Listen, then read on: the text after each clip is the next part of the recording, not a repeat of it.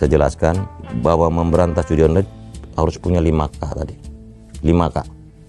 Yang pertama adalah kepedulian. Kepedulian kita terhadap nasib rakyat. Karena judi online ini menyasar rakyat bawah yang sehari-hari hidupnya sudah sangat terbatas dan sumber daya yang mereka miliki disedot habis untuk judi online. Jadi yang pertama itu soal kepedulian sosial kita. Kedua adalah soal komitmen.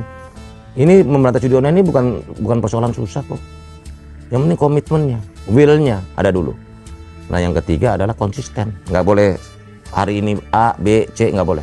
Dia harus terus menerus. Karena kecanggihan teknologi ini kan tentu ada perubahan-perubahan. Sehingga kita terus mengantisipasi terus. Konsisten. Nah yang keempat adalah keberanian. Ini soal keberanian.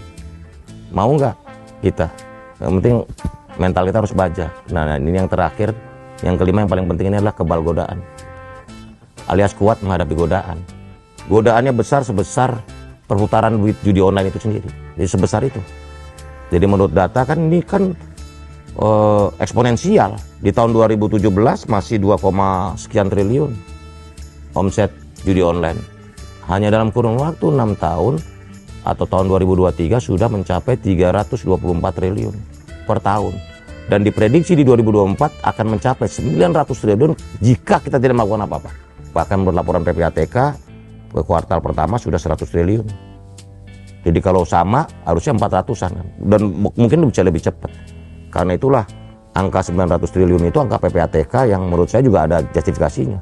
Karena kecepatan dampak kecanduan judi online ini betul-betul meresahkan masyarakat. Dan harus diingat bahwa judi online ini adalah penipuan terbesar terhadap rakyat Indonesia. Kenapa?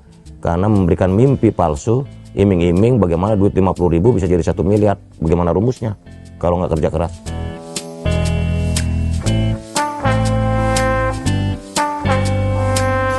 Kalau soal ngomong berapa serius, sangat serius.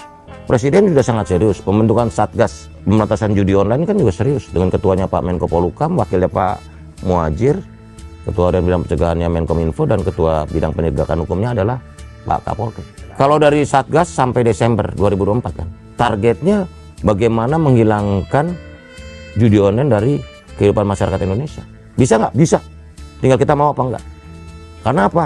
Karena dari segi apapun judi online ini sangat merusak. Gini, ekonomi negara hancur, ekonomi masyarakat hancur, ekonomi keluarga hancur, pribadi-pribadinya juga hancur.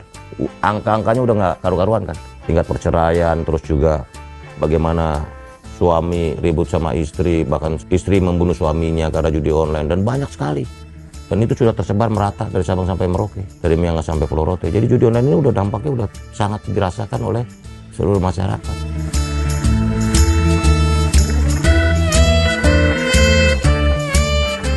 Gini, soal situs judi online, dia pakai canggih. Ada beberapa yang saya tutup, NAP-nya Kamboja tutup, sama Filipina, Davao udah saya tutup.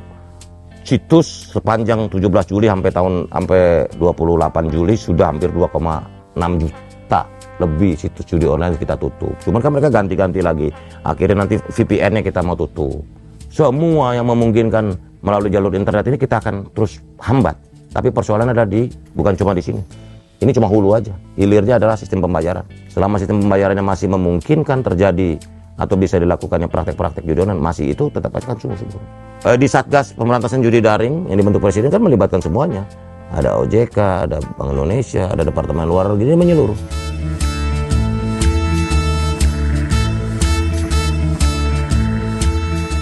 Ya pencegahan, kalau situsnya bisa kita tahan, jaringan internetnya kita tahan, sistem pembayaran kita blok, sebenarnya sudah jauh lebih berkurang. Tapi dari pantauan kami selama ini hampir 2 bulan ini, kita melihat bahwa yang penting adalah sistem pembayaran ternyata. Selama sistem pembayarannya tidak kompromistis terhadap praktek-praktek judi online, harusnya bisa. Dan kita juga udah ingatkan ke teman-teman kita sendiri ini di Otoritas Jasa Keuangan maupun di Bank Indonesia, kasihanlah rakyat.